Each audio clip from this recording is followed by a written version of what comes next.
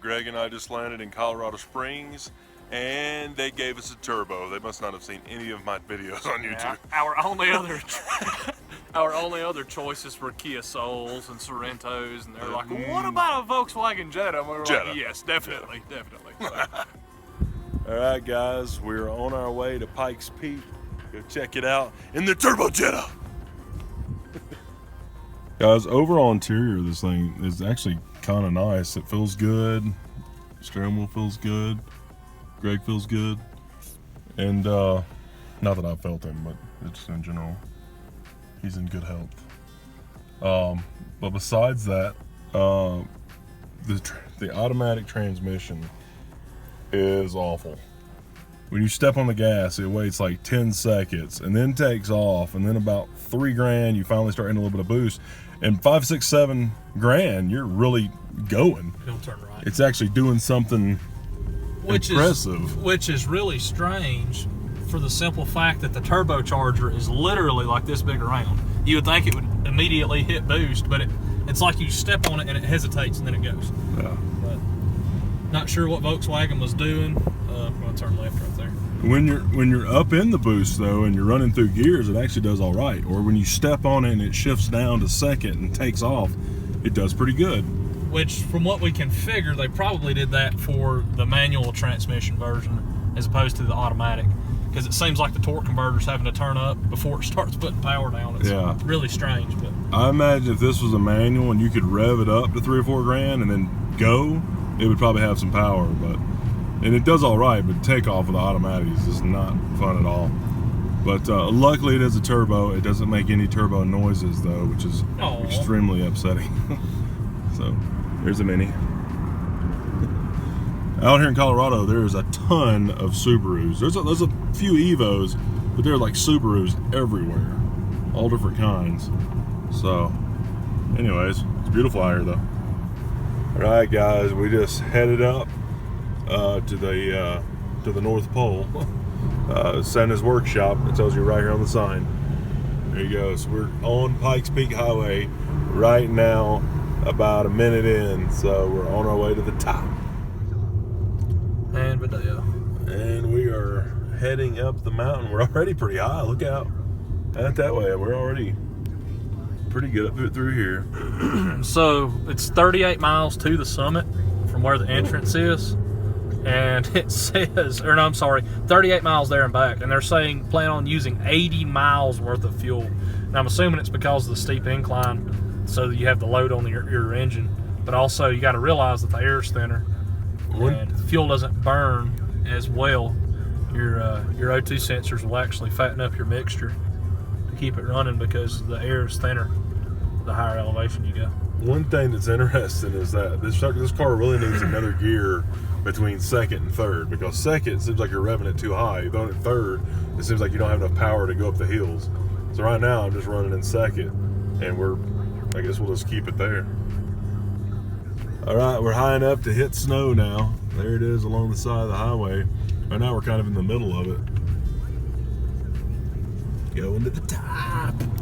This is the Crystal Reservoir, and it's actually frozen. It's kind of cool. Should get a pretty good view right here. We're going to be on the dam. Oh, wow, there look at that. Look at that. There's snow on top of ice right here. It's 39 degrees up here right now, so it's actually relatively warmer, but I can imagine how cool it's going to get at nighttime. Imagine how cold that water is. Pretty cool. You can see that's where the summit is. We got a summit in Georgia down in McDonough. Yeah. They sell race car parts though. Yeah. Not as high.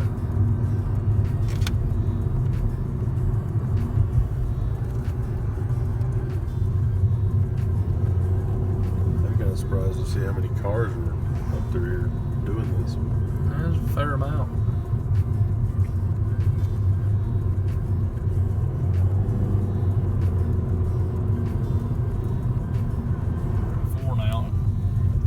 And we're trying to figure out, as we're riding up right now, a couple of years ago, I'm sure everybody, if you're looking up Pikes Peak right now, you've seen the video where the Evo, whenever they're doing the car races, runs off the side.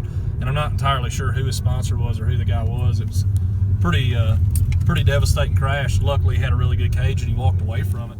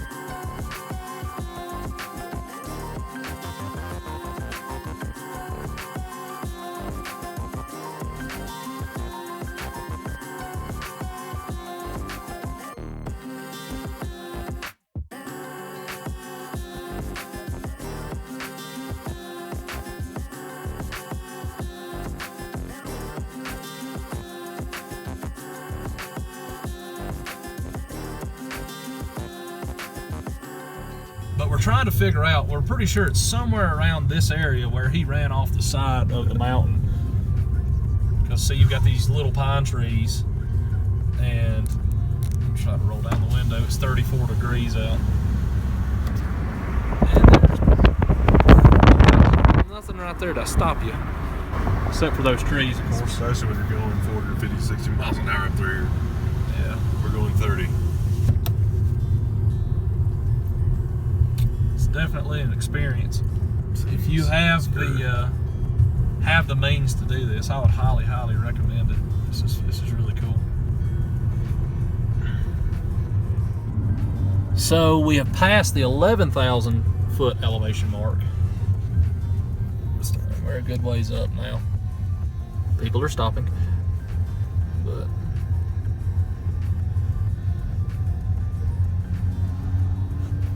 this car has absolutely no power. yeah, it's pretty funny. You know, we've been saying in the videos, it's a rent-a-car.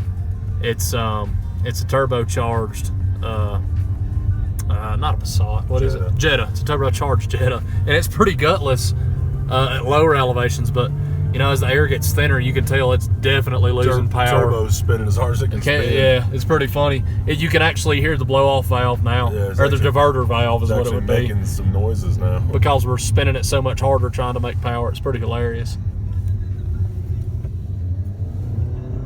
But yeah, this is really cool. Yeah. Nothing. Yeah. Like that was first gear pull right then, and it had nothing. Probably pissing it off.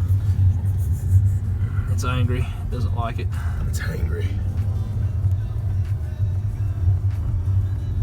Same way Will Hell. It's really cool because we're literally as high in elevation as the clouds. You can like pretty much look straight out in front of you, and the clouds are right there as well.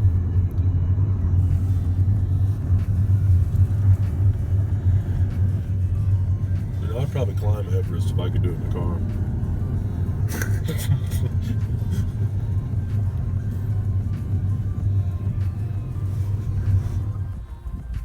Alright guys, this is it. Summit of Pikes Peak. And there's Greg. Whew.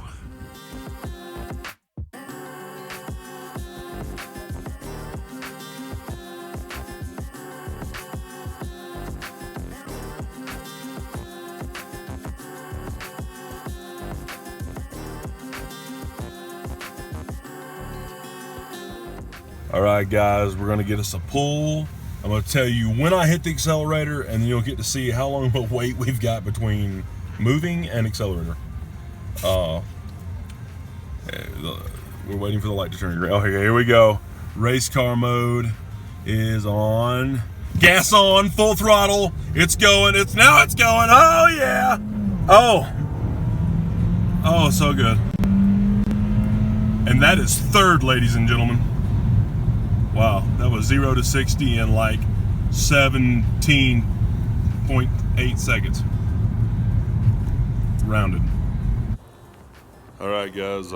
Greg and I are done this week. It's about 4 a.m. in the morning. We're on our way back to the airport, get back to Atlanta, and so we can get home. One thing I noticed was weird about the gas pumps. Filling back up the rental car here, the little Jetta. So let's check out the gas pumps. So the regular unleaded is 85 here, and the highest you can get is 91. In Georgia, it starts at 87, goes up to 93. Never seen that before. All right, guys. Greg and I made it back safely. It was a good trip. Got some work done. Got to see some cool stuff out there. So hope you enjoyed the video.